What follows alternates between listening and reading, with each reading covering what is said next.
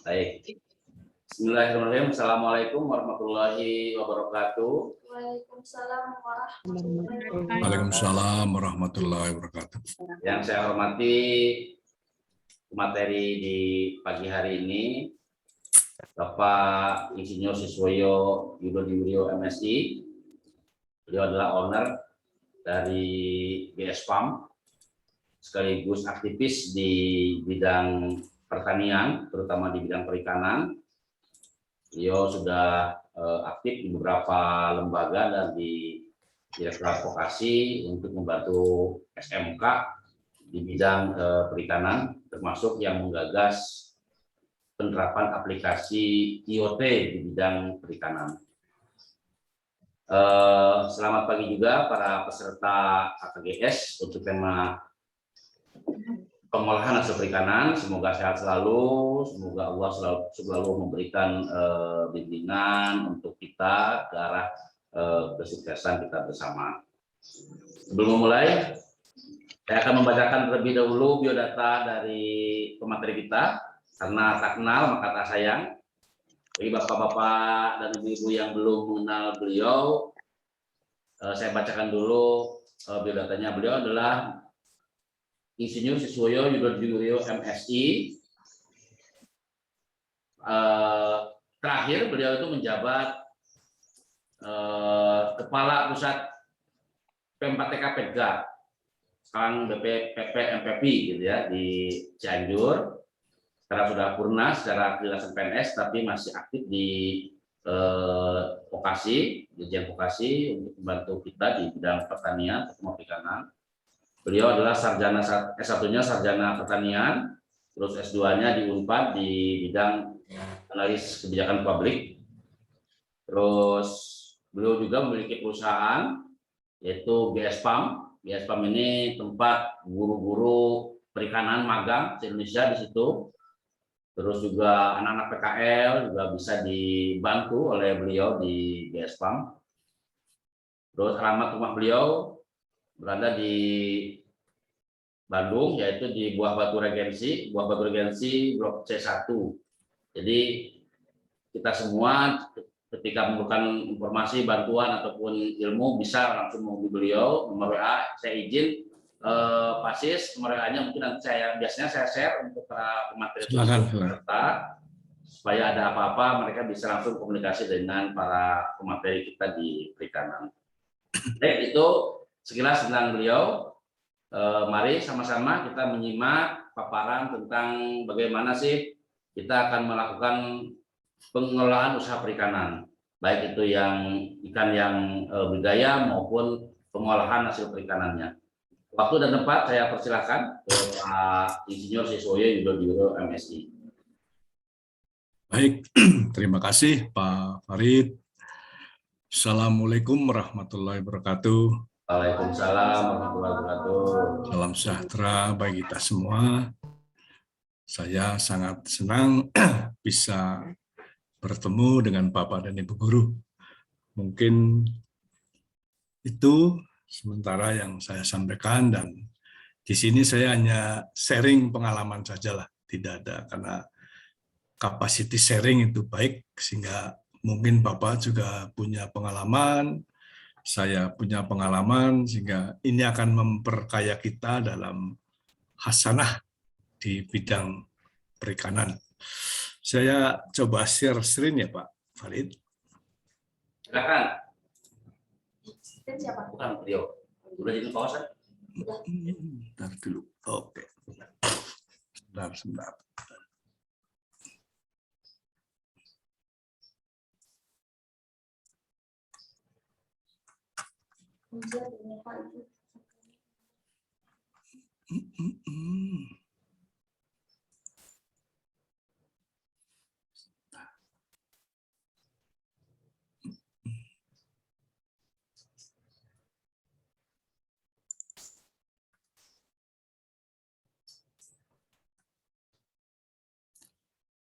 Baik, sebentar.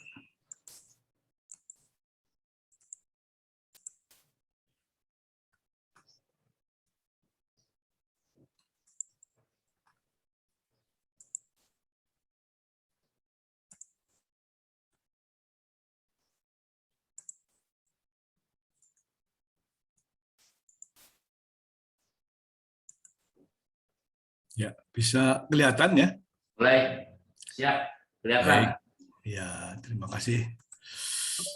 Baik, jadi hari ini saya akan sharing tentang pengelolaan usaha perikanan.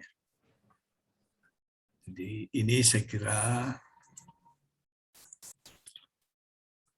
beberapa topik sharing yang akan saya sampaikan kepada Bapak dan Ibu. Satu, mungkin perlu melihat lokasi kita seperti apa, kemudian tim kita, kemudian share pengalaman usaha, kemudian tantangan budidaya perikanan, dan beberapa hal yang mungkin bisa Bapak dan Ibu ambil sebagai manfaat.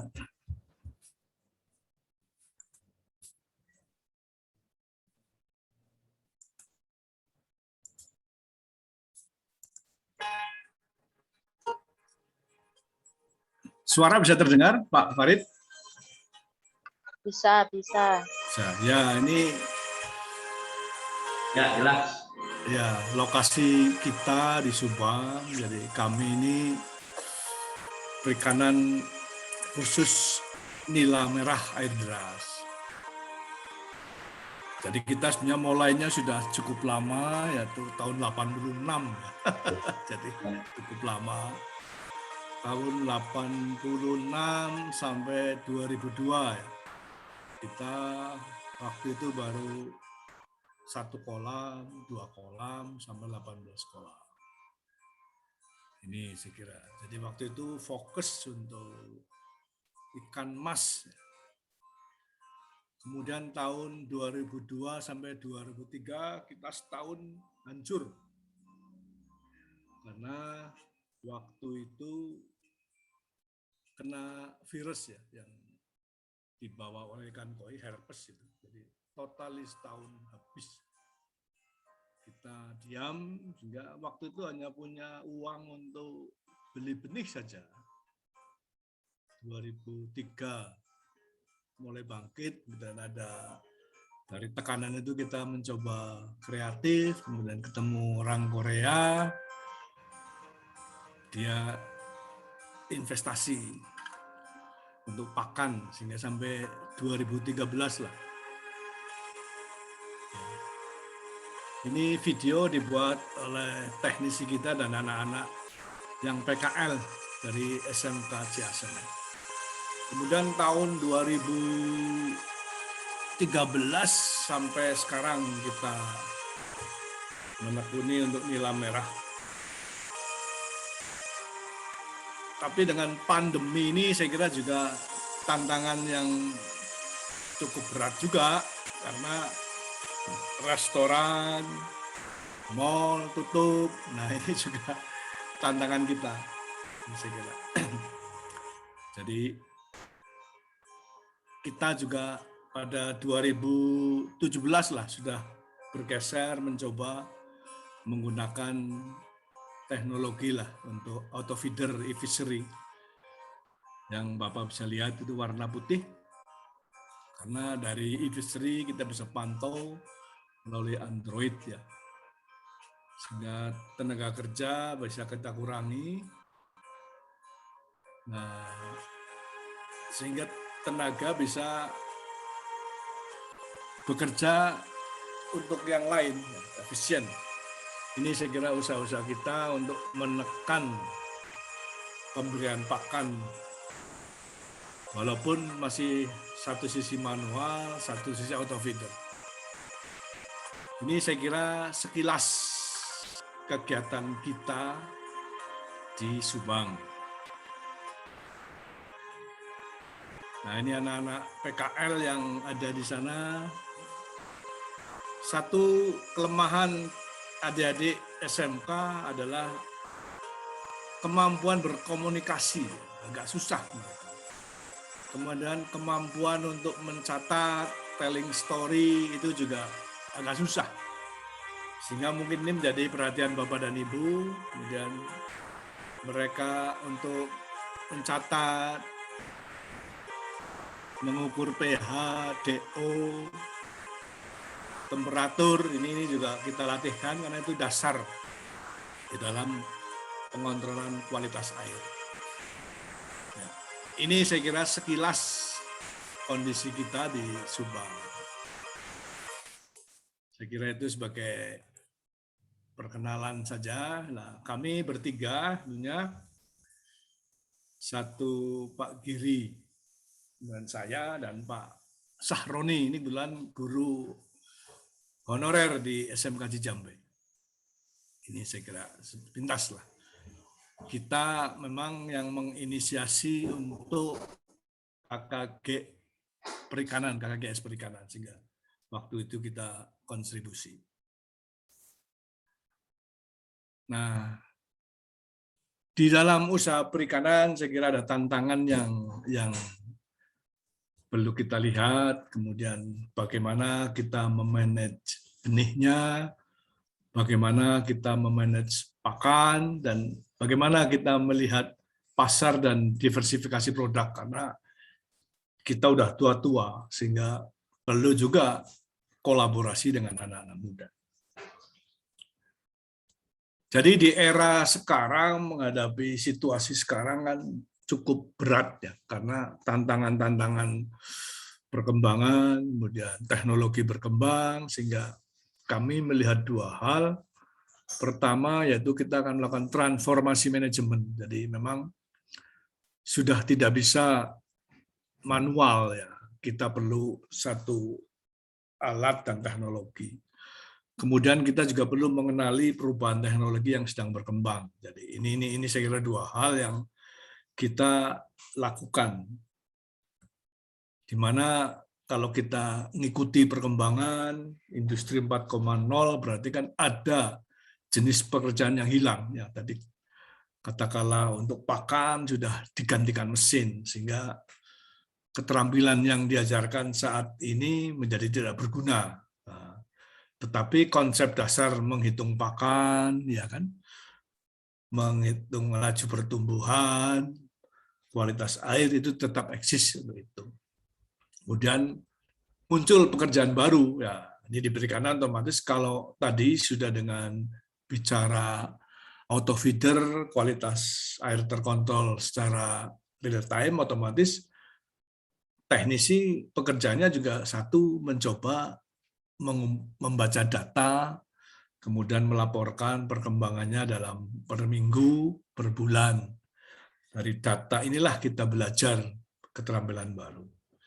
Tetapi juga ada alih teknologi pada semua jenis pekerjaan, sehingga perlu belajar yang baru lagi. Nah, ini saya kira terjadi juga di sekolah, saya kira, di bapak-bapak. Dengan tantangan yang baru, otomatis kompetensi anak-anak pun akan berubah. Ini saya kira menjadi pemikiran kita dan Bapak dan Ibu di bidang perikanan. Nah, saya mengenal prinsip-prinsip sederhana sebetulnya. Pertama, memang kita perlu kenali perubahan selera masyarakatnya. Jadi sekarang selera masyarakat kan semuanya dengan pandemi sudah bergerak ke online semua. Kemudian kita juga perlu melihat itu. Kemudian teknologi berkembang, semua sekarang sudah online ya, beli apa-apa online. Nah, ini kan kita juga berpikir, sehingga kita pun juga membuat simulasi dan melakukan inovasi kecil-kecilan, karena yang penting kita move lah, sehingga setelah itu kita coba lempar ke konsumen, ada respon nggak? Mungkin ini kurang lah, mulailah dengan yang sederhana, mudah diperbaiki, kita perbaiki lagi. Kemudian kita tidak menunggu, udah coba aja dipasarkan, dan kita perlu juga menggunakan ekosistem yang ada, jadi lingkungan kita seperti apa, mampu kita seperti apa. Nah, ini saya kira hal-hal ini yang waktu itu saya menginisiasi untuk pengembangan perikanan berbasis IoT. Dan ini sudah berkembang di pilot sederhananya di 4 SMK. Ini saya kira, nah sebenarnya berat kalau kita tidak menggunakan teknologi, karena tantangan ke depan di perikanan menurut saya komponen paling tinggi kalau di budidaya adalah pakan. Nah, ini kurang lebih 4-70% lah investasi kita di situ. Otomatis disinilah kita bagaimana memanage pakan, pemberian pakan dengan cerdas ya, tanpa berlebih tapi cukup. Nah, itu. Kemudian masalah kedua juga masalah induk bermutu ya, dengan perubahan lingkungan yang begitu cepat, kadang-kadang ikan kita juga rentan dengan penyakit. Ya, ini juga tantangan bagi kita. Kemudian teknologi dan sistem produksi, ya ini tadi saya kira perlu ada satu bantuan teknologi lah sehingga mempercepat kita mengambil keputusan di dalam proses berproduksi. Sehingga benih pun juga menjadi masalah kalau induknya jelek, mesti benihnya jelek, untuk pemberian pakan pun banyak tapi nggak besar-besar. Ini juga dengan penurunan kualitas perairan juga ini berpengaruh juga terhadap pertumbuhan ikan. Jadi otomatis kualitas air memang perlu dicek secara real time ya, makanya kita coba menggunakan IoT karena kita bisa melihat.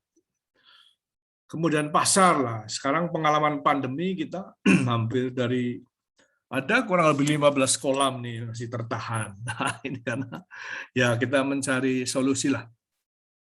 Sehingga perlu aja diversifikasi pemasukan dari farm kita. Ini saya kira tantangan-tantangan yang ada di budidaya. Nah, otomatis ini juga berpengaruh kepada SMK.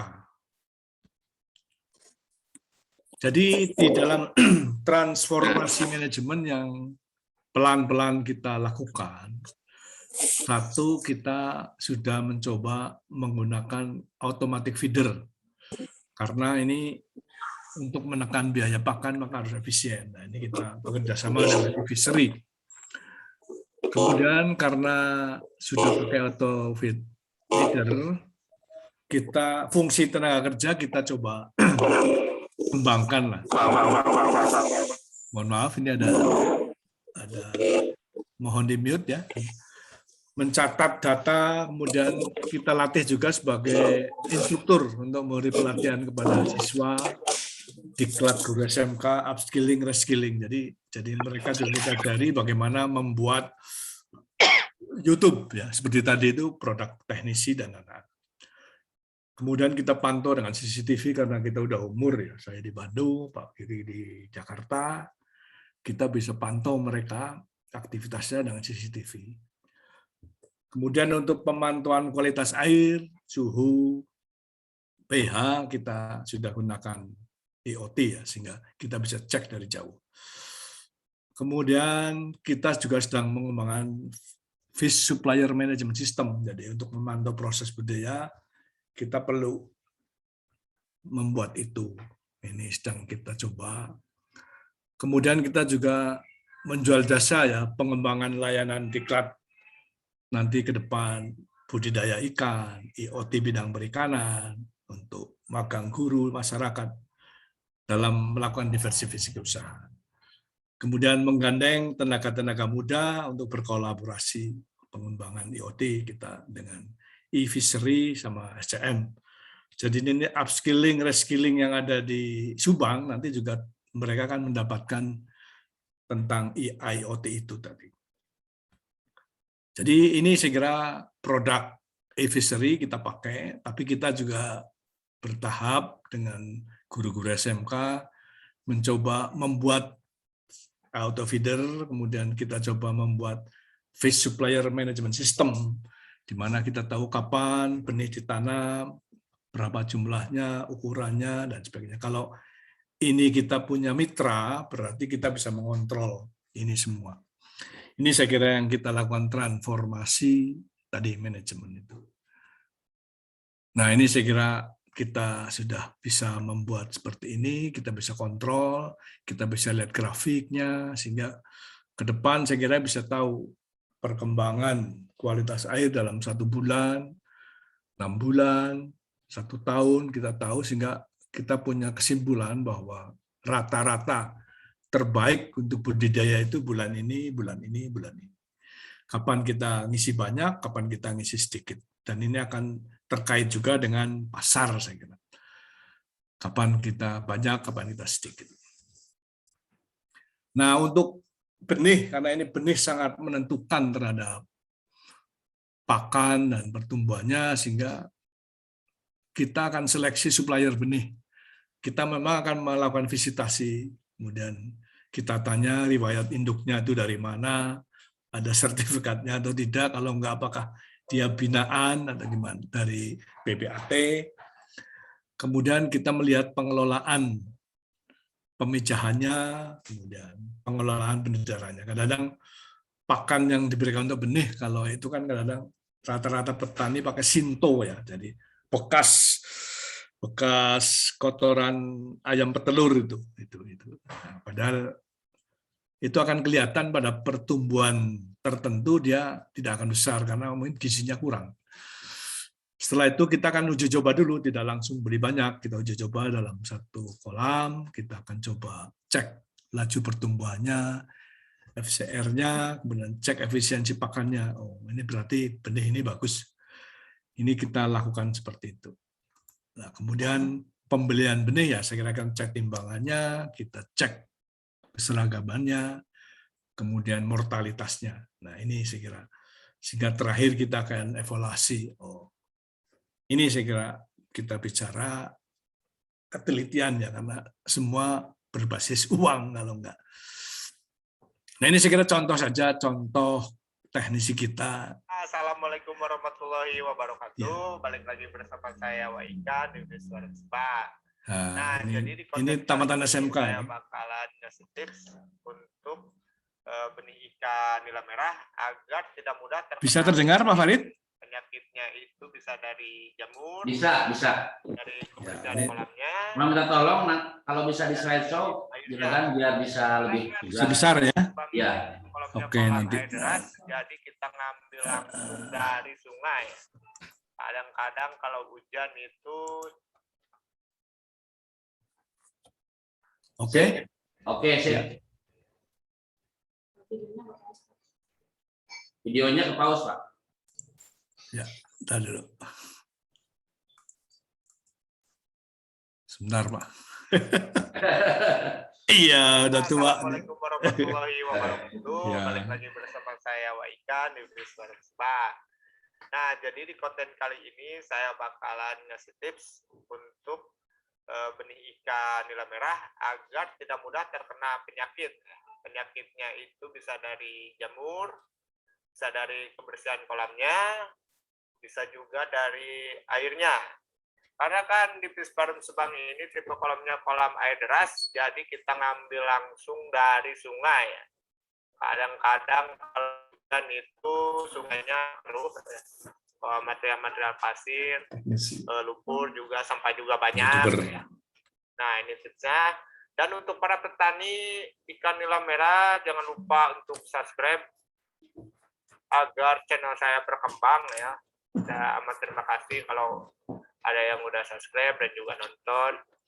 Jangan lupa juga di like dan tinggalkan jejak di kolom komentar ya. Apabila ada pertanyaan, saya langsung jawab. Bisa saya langsung jawab nih. Dan saksikan ini videonya.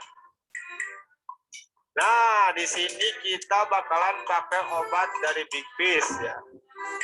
Ini katanya ampuh melawan kuman dan bakteri.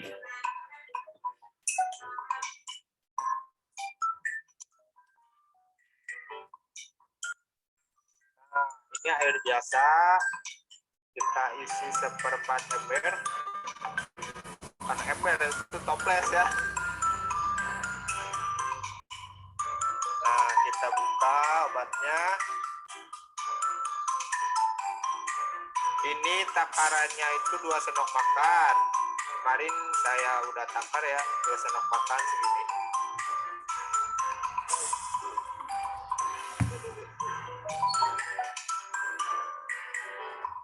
Nah, kita masukkan.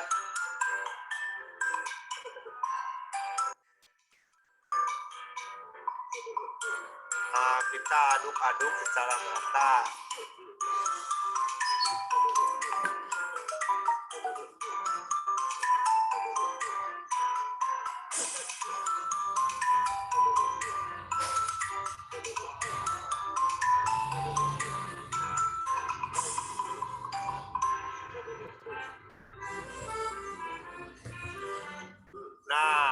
sudah diaduk-aduk, langkah baiknya kita diamkan dulu sejenak.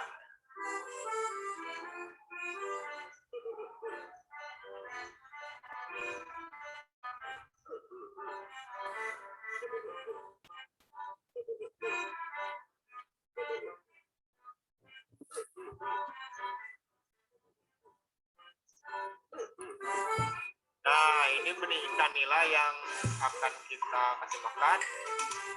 Nah, ini satu kolamnya kita tebar 2.000 ekor. Satu kolamnya itu 40 kilo. Dan ada juga yang 35 kilo ada. Nah, di sini juga kita pakai pakan dari tongkai ukuran 2 mm atau suka disebut min 2.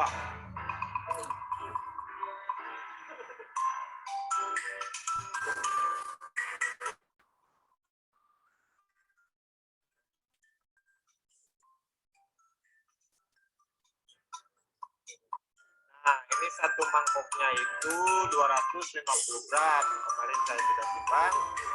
Dan kita bakalan ambil 2 mangkok. Jadi 500 gram. 2 mangkok ini 500 gram. Nah, ini bahannya. Kita tutup lagi.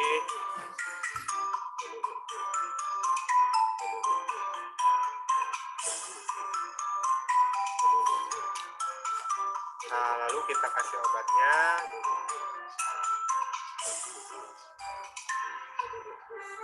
Secukupnya saja, tidak terlalu banyak.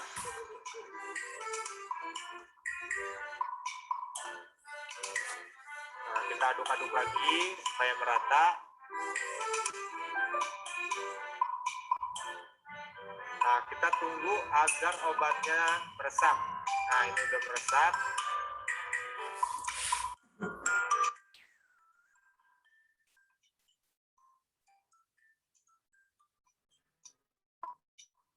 Aduk. Kita lanjutkan ke pola berikutnya. Sama caranya seperti tadi. Kita kasih 500 gram. Dan begitu seterusnya. Ya, baik. Itu saya kira yang tadi salah satu tamatan SMK yang bekerja di kita, dan harapan saya memang seperti itulah, anak-anak kita mampu berkomunikasi, kemudian dia bisa membuat YouTube, sehingga itu menjadi satu sisi kita promosi, satu sisi dia juga mendapat income tambahan dari situ.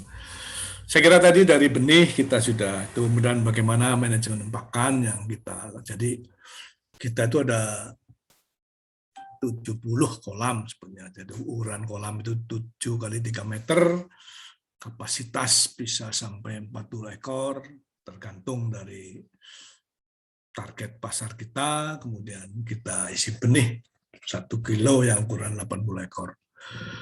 Jadi ini saya kira kita bergilir ya, jadi dari kita buat selang per 2 minggu ya, sehingga kita bisa panen rutin seperti itu. Ini saya kira dengan kita menggunakan tadi auto feeder, kita bisa menghemat karena itu bisa kita setel sehingga kondisi apapun dia karena mesin tetap melakukan pekerjaannya. Dan tenaga kita aktifkan untuk pekerjaan-pekerjaan lain. Jadi yang tadinya ada 6 orang menjadi 2 orang. Jadi saya kira ini kita untuk menekan cost tadi itu, kemudian karena kita udah tua juga. Kemudian untuk kontrol kualitas air ya kita udah menggunakan IoT, kemudian kita juga memasang CCTV sehingga kita bisa memantau kegiatan sehari-hari mereka yang PKL dan sebagainya. Nah ini kita lakukan dalam rangka tadi transformasi manajemen. Nah ini saya kira satu upaya-upaya kita, dan memang kita pun belajar dan belajar terus, tidak pernah habis untuk melakukan inovasi seperti itu. Kemudian ini saya kira panen ya, saya kira udah biasa lah.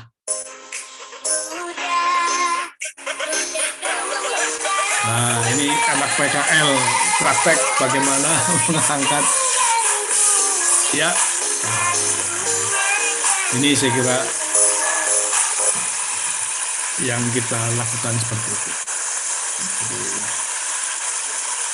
Nah, ini saya kira contoh-contoh kegiatan. Kemudian karena dengan perkembangan dan sebagainya kita melakukan diversifikasi pengembangan usaha, ya. Bekerja sama dengan SMK juga ya, karena kalau kita hanya bicara bahan baku segar ya, kita pelan-pelan mencoba bekerja sama dengan SMK ya. Saya coba SMK di Jambe dan SMK di Bandung, SMK 9 kita baru mulai untuk pengembangan produknya.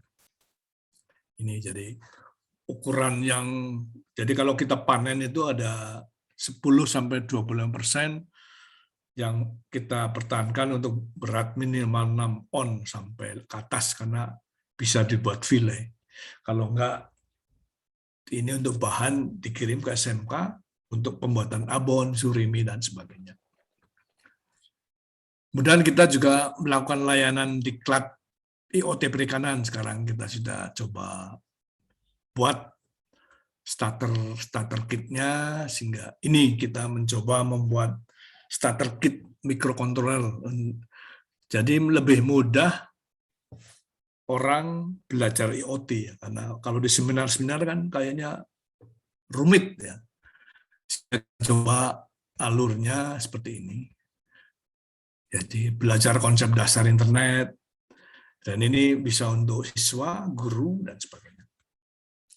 Kemudian dengan itu dia mencoba membuatlah produk IoT sederhana dulu, supaya dia tahu.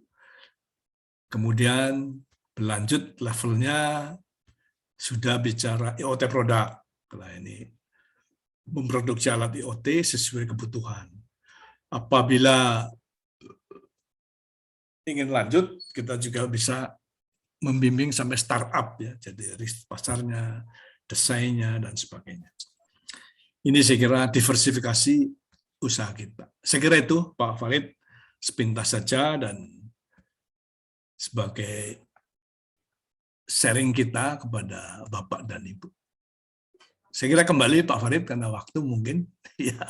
Baik Pak, terima kasih. Jadi itu saja saya kira sharing kita. Jadi memang lama kita ya, jadi berinovasi terus. Ya. Terima kasih Pak Siswoyo atas paparan materinya. Sharing ya. Sharing bagaimana pengelolaan usaha perikanan. Tadi salah satu contohnya adalah usaha ikan nila di GS Farm yang disampaikan oleh beliau. Bagaimana pengelolaan usaha tersebut tidak hanya sebatas manual, tetapi sudah dibantu dengan penerapan aplikasi baik e-sharing maupun aplikasi yang berbasis internet, yaitu IoT. Dan kawan-kawan, memang pada peran hari ini tidak fokus pada bagaimana kita mengolah hasil perikanan, tapi untuk mendapatkan hasil olahan kita kan harus dulu memelihara ikannya. Nah, tadi dicontohkan oleh Pak Sis bagaimana kita mengelola ikan-ikan yang akan dijadikan sebagai bahan baku yang segar bagi produk olahan kita. Baik, kasih waktu mungkin untuk beberapa pertanyaan.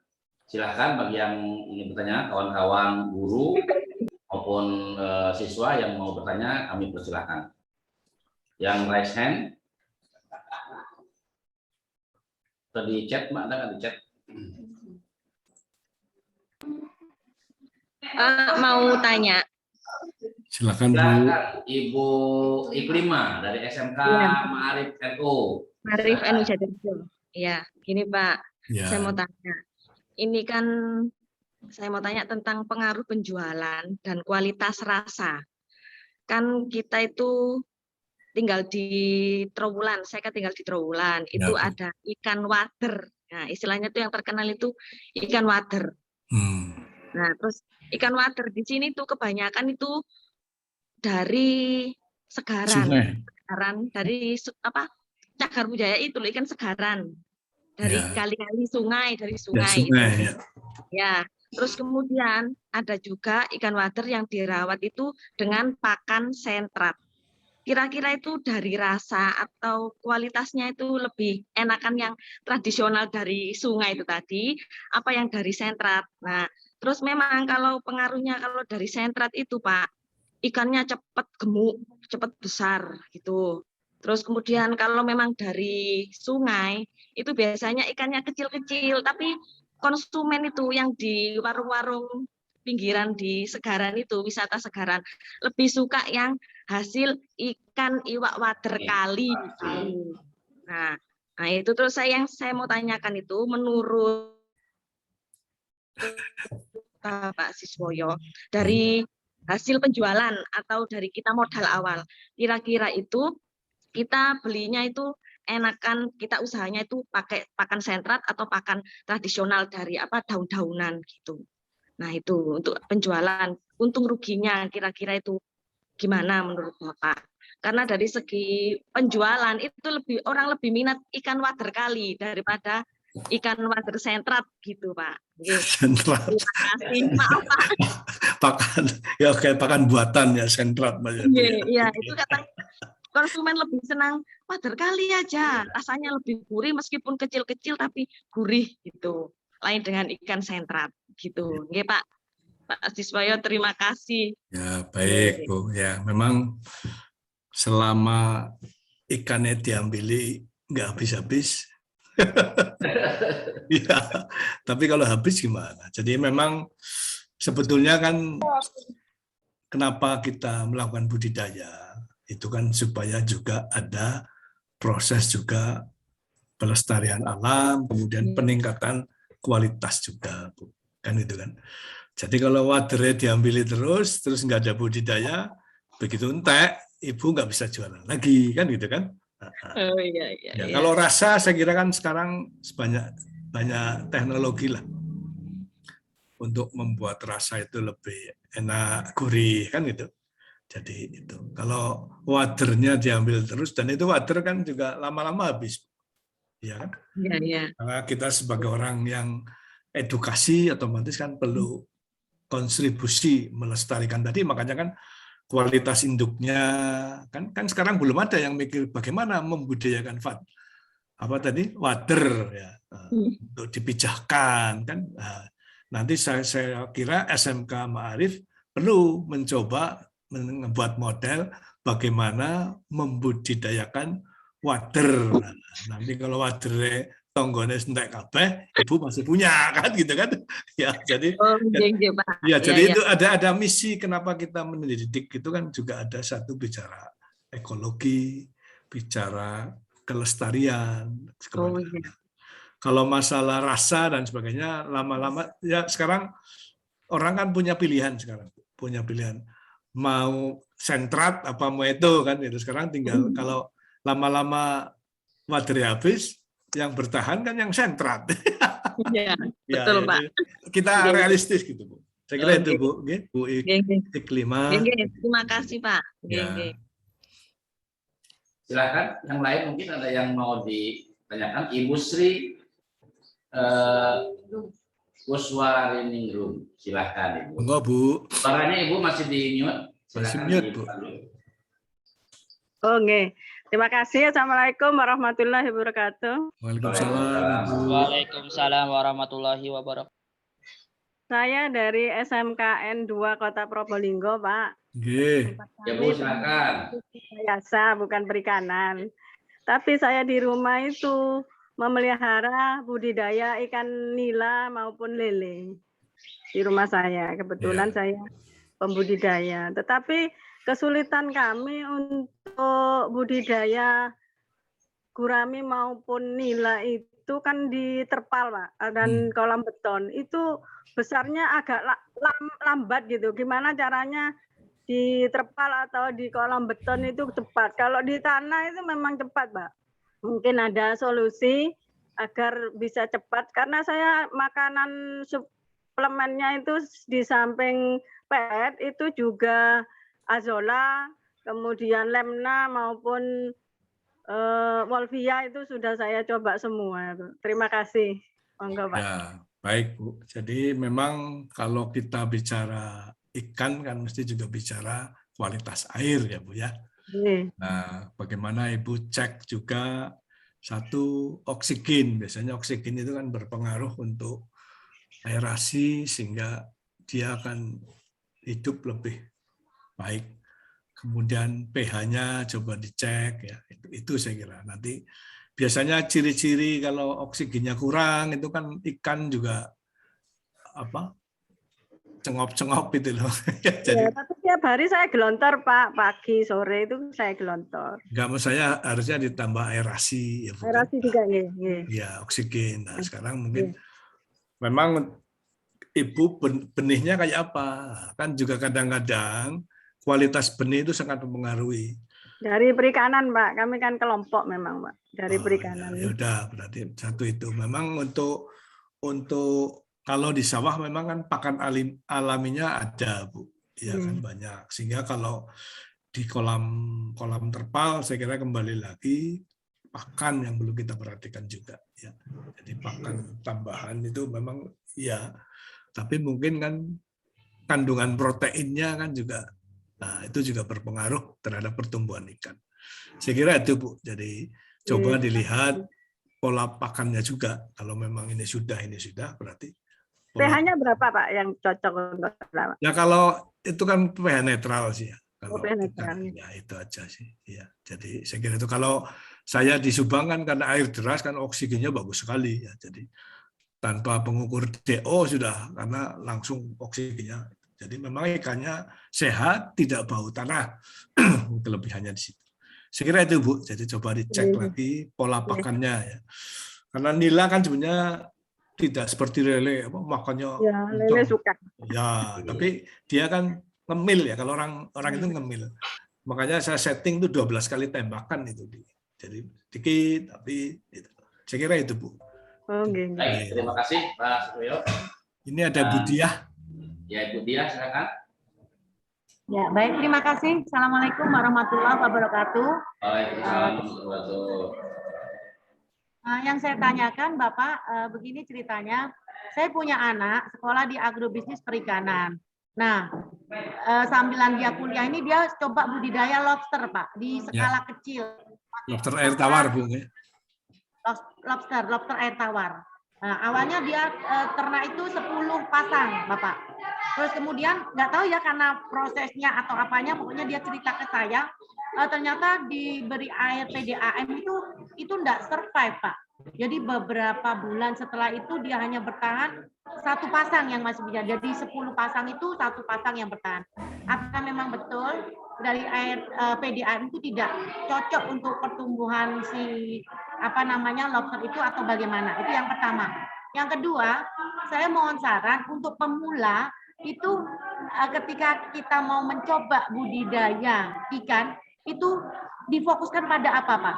Cara perawatan dan sebagainya itu dikuasai atau nanti sampai dengan pemasaran sampai itu kita juga sudah mulai ada ancang-ancang. Mohon petunjuk Bapak. Dan modal kita itu berapa minimal untuk pemula seperti itu. Ya, terima kasih Bapak. Baik ya. Jadi pertama memang kalau air PDAM kan biasanya dia diolah kemudian kadang-kadang dikasih kaporit ya, di treatment itu. Jadi memang kadang-kadang perlu diendapkan dulu cukup waktu ya. Jadi itu kalau PDAM kan itu mesti dia diolah kemudian biasanya di treatment pakai bahan kimia, kaporit dan sebagainya. Jadi memang kurang bagus, yang bagus air sumur lah ya itu. Saya kira itu. Kemudian untuk memulai suatu usaha kan saya tadi ada 7 prinsip tadi. Mulailah dari yang kecil ya kan itu kan. Jadi pertama memang kita kalau kita pertama kan harus melihat pasar dulu ya. Jadi kira-kira sekarang kan mudah sekali dengan online itu. Jadi apakah ibu lebih baik membeli ikan segar menjadi olahan ya. Memang kalau menurut saya karena ibu di pengolahan nilai tertinggi itu sebetulnya di pengolahan hasil. Itu. Jadi kalau mau mulai ya cobalah Ibu mulai dengan kolam terpal ya, kolam terpal dengan ukuran diameter 3 meter itu bisa cukup untuk 250 ekor ya. Dengan pola bioflok saya kira itu akan lebih efisien dan irit ya itu. Nanti bisa dihitung lah itu. Paling ya di bawah, kalau ukuran segitu kan paling di bawah 6 jutaan lah ya. Untuk itu coba nanti Ibu browsing aja bioflok ukuran segitu harganya berapa, benih saya kira nanti berapa, nanti dihitung dan sebagainya. Paling nanti alat-alat aerator dan sebagainya itu bisa dihitung.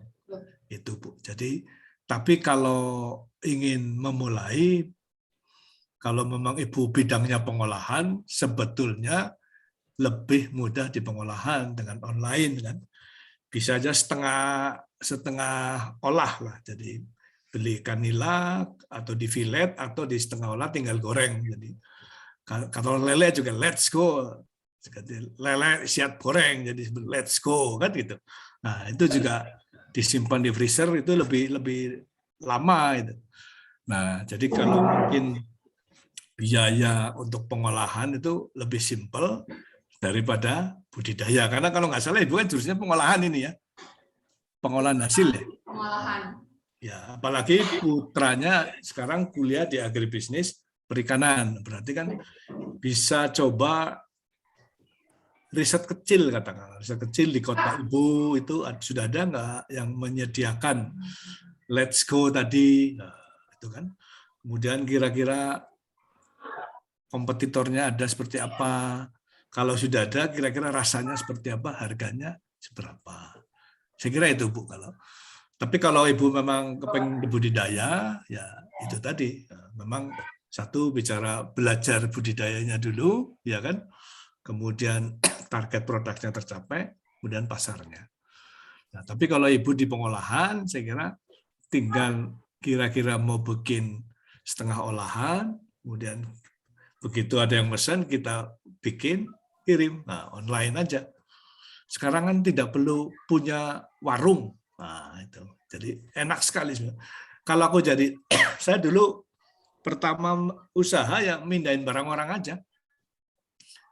Punya petani, tak pindahin, saya dapat untung. Nah, itu dulu. Itu. Nah, lama-lama mulai mencapai budidaya. Saya kira itu Bu Diah ya. Apalagi putranya di agribisnis, itu coba aja. Lebih baik menjadi pedagangnya daripada produsennya kalau masih muda mah. Kalau saya kan karena udah sejak lama di situ ya. Tapi untuk milenial saya kira akan sangat itu bisa kenal petani banyak, barangnya bisa kita jualkan, tapi kita memberi bimbingan. Itu bayangan saya anak SMK itu ke situ. Tidak, ya. Karena modalnya besar kalau di budidaya, Bu. Baik Ibu, saya kira bisa dipahami, bisa ditangkap. Ya. Baik. Ya. Terima kasih ya, Ibu Diah pertanyaannya dan semoga jawaban Pak Sis bisa mewakili harapan Ibu. Bapak-Ibu sekalian, kita masih ada waktu kurang lebih 9 menit bagi yang mau bertanya. Jika memang dianggap sudah cukup, pertemuan kita di pagi hari ini akan kita akhiri dengan harapan apa yang menjadi bahan sharing dari Pak Yusuf ini bisa dipakai oleh kita paling tidak di skala kecil dulu di sekolahan, dan harapan kami sih beberapa sekolah ke depan itu sudah mulai ikut bergabung di penerapan e-fishery ataupun IoT. Untuk pembimbingan, pendampingan bisa konsultasi dengan Pak Sis, insya Allah nanti di grup akan di-share materi dan nomor HP pemateri kita pagi ini. Pak Siswoyo, mungkin closing statement untuk kawan-kawan guru biar ada semangat. Ya, baik Bapak dan Ibu, sebenarnya pensiun itu harus dipersiapkan sejak dini. Nah, jadi saya kan juga bisa seperti ini karena pada saat muda saya sudah punya planning, kalau saya pensiun saya harus punya mainan. Mainan itu tidak perlu besar, tapi konsisten menurut saya. Nah, sekarang Ibu kalau umur sekian ya tidak salah kalau mencoba fokus menekuni salah satu Apalagi pengolahan saya kira lebih peluangnya lebih mudah dan lebih banyak. Dan satu yang menjadi hal menurut saya, memang apapun kita harus belajar dan kreatif ya. Saya walaupun sudah 63, teman saya anak-anak muda, karena anak-anak muda itu ada sesuatu yang beda ya, sehingga kita coba ke sana. Jadi pesan saya kepada Bapak dan Ibu guru, anak-anak sekarang beda ya. Jadi saya mengenal mereka selama PKL kan, jadi tahu persis mereka maunya apa, kepengennya seperti apa, ketahuan. Jadi itu saya kira jadi mereka sebenarnya hanya butuh coach ya, bimbingan untuk merasa percaya diri. Terima kasih, semangat untuk Bapak dan Ibu, dan saya bangga dengan Bapak dan Ibu yang sudah mengikuti kegiatan ini, karena ini akan menjadi network yang paling mahal di dunia adalah link. Nah, karena dengan link ini kita bisa bicara macam-macam ya, pasar, ya teknologi. Rezeki saya itu dari silaturahmi, karena temennya banyak, dari yang tua sampai yang muda. Sehingga yang muda juga bagian saya untuk memasarkan produk saya juga. Dropship istilahnya. Saya kira itu, kurang lebih Pak Farid, terima kasih atas kesempatannya. Semoga apa yang saya share bisa bermanfaat. Kemudian mulailah dari yang sederhana, kemudian diperbaiki, sehingga kita merasa yakin dan bangga kepada diri sendiri. Terima kasih. Assalamualaikum warahmatullahi wabarakatuh. Waalaikumsalam warahmatullahi wabarakatuh. Waalaikumsalam warahmatullahi wabarakatuh. Terima kasih sekali Bapak Isnu Supriyo Budiwayo MSI atas waktunya, atas hadirnya, dan sesi ini insya Allah akan kita tutup. Semoga Bapak pemateri hari ini sehat selalu, Amin. kelancaran, juga para peserta di perikanan juga diberikan kesehatan selalu, baik Bapak Ibu gurunya maupun siswanya. Dan insya Allah untuk pertemuan hari Kamis itu tentang bagaimana kita melaksanakan bisnis yang berbasis e-commerce. Insya Allah juga pematerinya Ibu Dr. Eni.